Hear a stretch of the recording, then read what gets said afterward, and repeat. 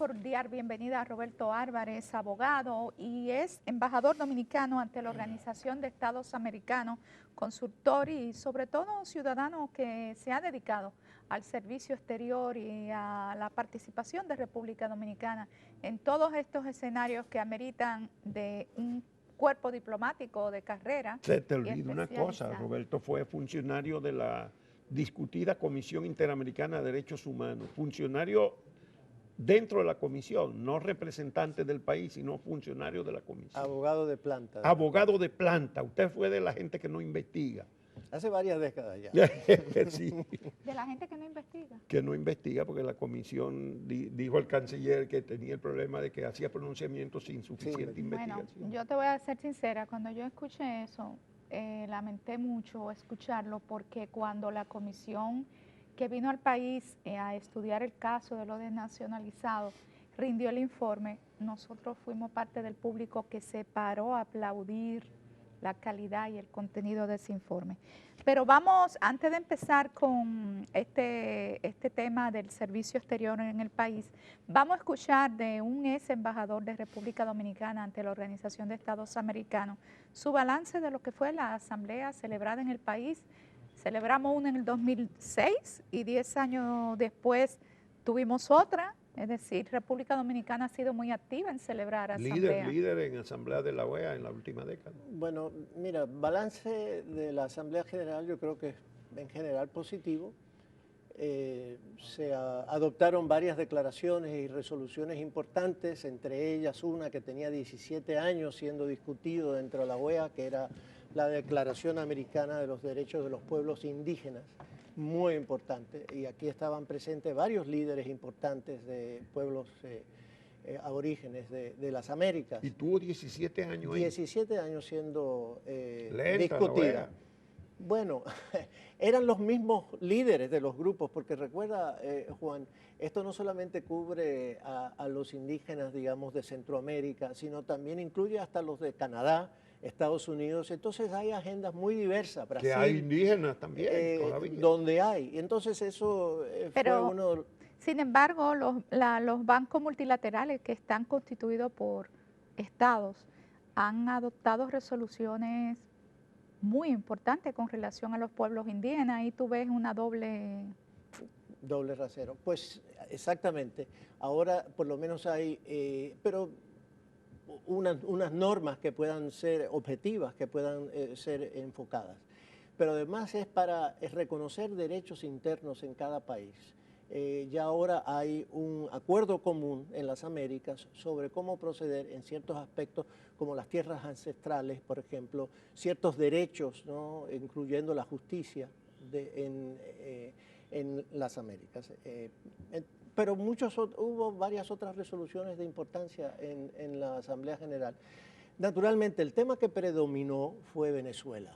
Y fue Venezuela porque hay un diálogo entre los cancilleres o los jefes de delegación, y en esos diálogos los países abordan los temas del momento. Y obviamente Venezuela es hoy en día el tema principal en las Américas.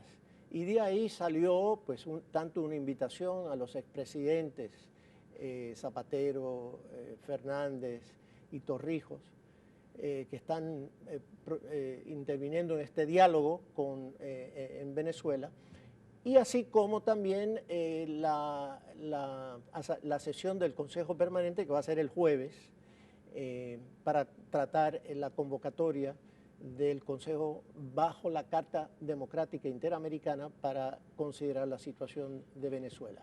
Y naturalmente el tema importantísimo para nosotros fue la resolución de desagravio adoptada por todos los países en relación a la intervención militar de Estados Unidos con la legitimidad de la OEA en 1965. Aunque no dice intervención militar, no menciona esas palabras, dice los acontecimientos de 1965. Así es que dice los acontecimientos. Correcto. No habla de intervención militar en la República. No menciona esas O sea palabras. que Pero, no es suficientemente valiente la declaración. bueno, mira, es un paso importante, Juan, y yo creo que realmente hay que felicitar al presidente Medina y al canciller Navarro por haberlo logrado. Yo no estoy tan seguro de que la forma en que lo hicieron haya sido Bueno, la más prudente, pero eso no le quita mérito alguno No, no, a lo pero logrado. todos estamos de Bueno, acuerdo en pero- que Que eso ha ya es sido un paso. un paso Pero- importante, ha sido un paso importante ese reconocimiento, que es un tipo de reparación bajo el derecho internacional. Y el mismo canciller lo ha dicho, y lo ha dicho correctamente, de que tiene tanto una mirada retrospectiva como una prospectiva, es decir, hacia atrás, dándole un tipo como de desagravio al pueblo dominicano, pero también para la organización, hacia futuro, para no volver a caer en una situación similar. Lo que pasa es que a mí me llegó al alma cuando el gobierno de Chile dijo, nosotros no tenemos que pedir desagravio alguno, porque de hecho estábamos ahí y no votamos a favor de esa intervención. Entonces, cuando se hacen esas resoluciones de cara al futuro, eso, el comportamiento de los actores en materia de derecho internacional va dejando un precedente que si no lo tomamos en cuenta a la hora de tomar medidas de este tipo, ¿qué le dejamos a la historia y qué le dejamos a las futuras generaciones? Entonces, por lo menos a mí, el escuchar al gobierno de Chile me levantó Como un hubiese poco la sido moral. bueno que hubiese salido y la resolución hubiera partido de alguna manera de Estados Unidos, de Brasil, de Honduras, de Paraguay, de Guatemala y de Costa Rica, que fueron los que prestaron tropas para dar legitimidad a la invasión de Estados Unidos. Sí, lo ideal hubiese sido exactamente lo que tú señalas, que hubiera sido copatrocinada Por lo todos que nos ofendieron. por todos los países que enviaron tropas o todos los países que votaron a favor de... Y un reconocimiento a los países que votaron en contra. bueno, todo eso es parte de la negociación. Bueno, de la pero tú discusión. citaste la Carta Interamericana ahora en el tema que es de punta de esta semana, Venezuela y la OEA. Dijo el canciller que no procedía la implementación de la Carta Interamericana en ese caso. Como es embajador dominicano ante la Organización de Estados Americanos, ¿qué opinas? Mira, yo estoy de acuerdo con que sea invocada y que sea considerada la situación en Venezuela. Yo creo que ha llegado a un punto en el cual amerita una evaluación bajo las normas de la Carta.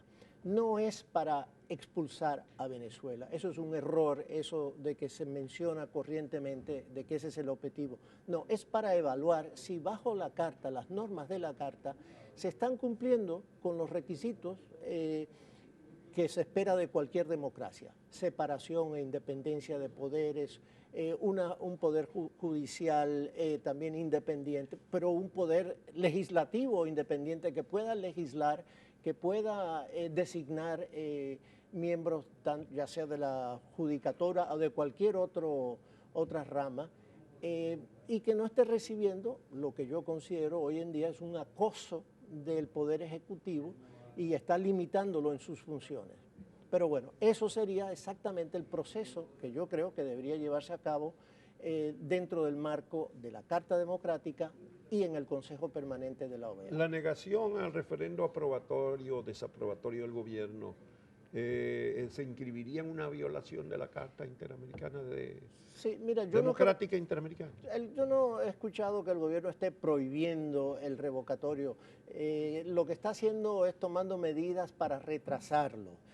Ustedes saben que hay una fecha fatal, que es el 10 de enero, para poder llevar a cabo una nueva elección si se adoptara, ¿no?, de que son válidas las firmas y se llevara a cabo todo el proceso. Para el referéndum de votación. El 10 de enero. El 10 de enero es cuando se vence el plazo constitucional para poder tener una nueva elección y elegir un presidente nuevo. Del 10 de enero en adelante faltarán 2 años ya para el gobierno. Entonces, en ese caso, asume el vicepresidente la presidencia. Eso es lo que está en juego en este momento, pero eso debería ser parte de lo que se debería también evaluarse. ¿Tú entiendes que el gobierno juega a que se vence el plazo de la revocación? Correcto. Eso es lo que dándole larga al proceso. Y eso es lo que ciertos sectores de la oposición, yo creo que la mayoría, no quieren, no creen en este diálogo porque lo que les parece es que se está buscando justo que termine ese plazo. Bueno, el tema de Venezuela es apasionante, pero me gustaría saber tu opinión en torno al tema del futuro de la OEA. De voces del canciller acabamos de oír la opinión de él como representante del Estado Dominicano de que este organismo ha devenido en inoperante con grandes vacíos, que es un órgano y específicamente la Corte, que como decíamos ahorita, fuiste abogado, ¿cómo se llama? De la comisión. De la Comisión Interamericana, que no está cumpliendo su papel porque de hecho no investiga. ¿Cuál es la situación real? Mira, la OEA tiene 4 grandes temas. Son, primero, democracia; segundo, derechos humanos; tercero, desarrollo integral; y el cuarto, seguridad multidimensional. En realidad, los 2 primeros es donde está el valor de la organización, el gran valor, es decir, en la democracia, promoción y defensa de la democracia y promoción y defensa de los derechos humanos. De hecho, la OEA, a veces muchas personas se preguntan, ¿qué logra? ¿Qué ha hecho la OEA? Pues la OEA ha hecho considerables avances en nuestro hemisferio. Por ejemplo, aunque no lo pensemos en esa manera, la OEA es responsable, por ejemplo, de que en nuestro continente ha habido muy pocas guerras, sobre todo hoy en día. Es decir, el mecanismo de solución pacífica de controversias ha tenido un éxito considerable y es uno de los factores que uno mira hoy en día en el continente o puede mirar retrospectivamente y ha visto pocas guerras entre los estados.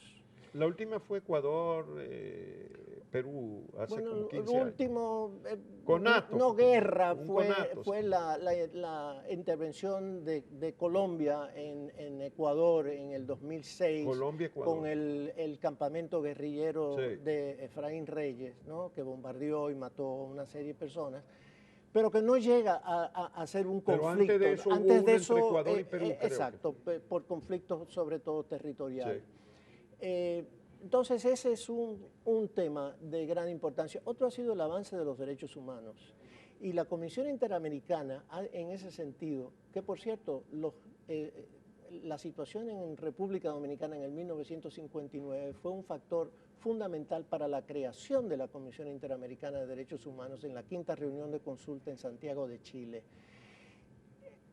Ha sido un factor importantísimo en la lucha que llevó a cabo en contra de las dictaduras. Los informes de derechos humanos, informes documentados que están ahí sobre la situación en Chile, en Argentina, en Paraguay, Brasil, son un legado importantísimo. Hoy en día la Comisión ha entrado en ciertos conflictos con algunos países porque realmente si lo miramos, qué ha estado pasando con el desarrollo democrático en el continente, hay que admitir que ha habido un retroceso democrático.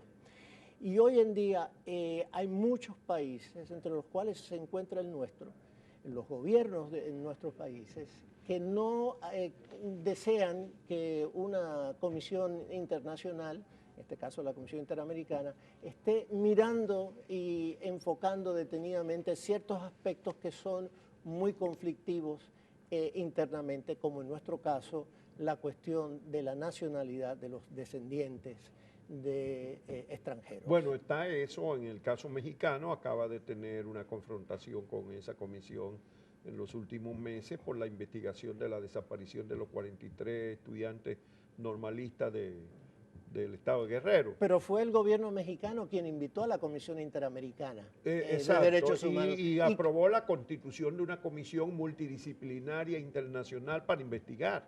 Pero la investigación no avaló la versión oficial. No satisfizo.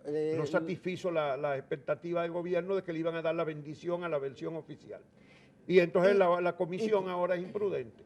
Bueno, como hallaron de que no había indicios de que habían sido desaparecidos y muertos de la manera de acuerdo a la versión oficial, pues eso no le No, y gustó. además el informe que yo me lo acabo de leer, porque la semana pasada entrevistamos aquí a uno de los comisionados que vino a la reunión de la OEA, el informe no solamente eso, sino que apunta a que hubo una conflagración de fuerzas policiales, no solo las locales, sino también las federales, y con el ejército. presencia visual, participante pasivo del ejército. Del ejército. Sí, apunta a la fuerza de seguridad, no a una banda de narcotraficantes como era la versión oficial, Sí. que los estudiantes habían sido víctimas de una de esas bandas de narcotraficantes que los había quemado. Parece- No apunta para allá el informe. Siempre se nos hace mucho más fácil, ¿no?, al caso del compañero o compañera, ¿no?, el nuestro. Lo mismo sucedería con el informe de lo desnacionalizado en el país, que por aquí han desfilado decenas de jóvenes que su vida ha sido tronchada completamente, y sin embargo el Estado Dominicano parece no tener ojo ante eso. Yo me pregunto cómo se hubieran desarrollado los acontecimientos internos, es decir, qué medidas hubiera realmente tomado el gobierno si la Comisión Interamericana de Derechos Humanos no hubiera venido al país y no le hubiera puesto atención a la situación después de la ley, de la sentencia 168. Eso es una buena reflexión tuya. Realmente... Porque si vino la ley 69. 169-14 fue en gran medida por el presión. esfuerzo de esa Comisión Interamericana. Correcto, totalmente de acuerdo. Entonces, ¿qué está pasando ahora mismo? Una pregunta con la Comisión Interamericana, pregunta que le hiciste también. Mira, son varios temas. El tema del financiamiento es que los gobiernos en la OEA no quieren aumentar su cuota. Así de sencillo. ¿Ustedes saben cuánto es el presupuesto anual de la OEA entero este año, del fondo regular? Cállate para atrás, 84 millones de dólares. Ese es todo el presupuesto de la OEA. Entre 34 países. Entre 34 países. Pero de esos, ese fondo regular, a ese fondo regular contribuyen 8 países con una cuota de 18.200 dólares anuales. Esos son países, islas pequeñas, las islas del Caribe, que esa es su cuota. ¿Y saben qué? Muchos de esos países no quieren ni que le aumenten $1.000 anuales. ¿Cuánto es la cuota de República Dominicana? Aproximadamente unos $260.000 anuales. Y está al día, afortunadamente. Ahora estamos al día porque teníamos la Asamblea General aquí. Sería el colmo por lo general, que no nos pusiéramos al día invirtiendo No, 10 o 12 millones de dólares. No, en los últimos años sí hay que por lo reconocerse. general, en cuanto a la OEA, tiene muchos años el gobierno dominicano estando al día. Donde se atrasa entonces en las Naciones Unidas. En su cuota. Fue en Naciones Unidas donde hubo un atraso. Perdón. Pero la cuestión de este fondo regular, y hay fondos voluntarios que llevan el total del presupuesto anual más o menos a 140 y pico de millones de dólares. Es en los fondos voluntarios, sobre todo, donde está el problema. Esos son dineros que son asignados por otros países, por los mismos países americanos, países europeos, organizaciones internacionales que son designados para instituciones específicas, y en este caso ha sido para la Comisión Interamericana de Derechos Humanos, esos fondos voluntarios que están siendo reducidos, sobre todo los países europeos, por el tema migratorio en Europa, las dificultades, la recesión económica que ha pasado Europa. Entonces, esa reducción de esos fondos voluntarios es lo que está afectando a la Comisión en la reducción del personal. No es solo el tema de derechos humanos, obviamente, sino de muchos otros, pero hay un problema estructural, y ya con esto me callo, un problema estructural, que es que muchos países, como sobre todo los países del Caribe inglés, tienen otras prioridades. Las prioridades están en obtener becas, en obtener estudios, etcétera, de la OEA, y no les preocupa el tema de derechos humanos. Entre otras cosas porque esos países tienen mucha estabilidad democrática e institucional. Correcto. No oye uno de violaciones de derechos humanos en Bahamas o en las hay, Trinidad, pero no significativas. Correcto. Bueno, eso tienen otra visión de los problemas, ¿verdad? Sí. En esas democracias de los países, y esas sociedades son más equilibradas también Bueno. en términos sociales. Roberto decía de que con esto me callo. Bueno, yo diría, y con esto vamos a empezar a hablar, pero el tiempo nos traiciona y definitivamente que vamos a tener que invitarlo, porque el canciller acaba de decir que próximamente se conocerá todo un conjunto de medidas para la modernización del servicio exterior. Y entonces vamos a extenderle a Roberto una porque invitación. lamentablemente la imagen del Servicio Exterior Dominicano no ha cambiado en lo más mínimo, ¿eh? La imagen internacional. No, para nada, para nada. Mira, hay un dato muy sencillo, una anécdota que les doy. El 16 de abril fue el terremoto en Ecuador. En ese momento, en la Embajada Dominicana en Ecuador, habían 2 personas, 2 funcionarios, de 18 más o menos que hay nombrados. Eso no incluía ni al embajador ni al ministro consejero. Los dos, todos, bueno, el embajador vive aquí, en el país, como tantos. y el ministro consejero, que es más o menos la persona que lleva la situación, también estaba en el país.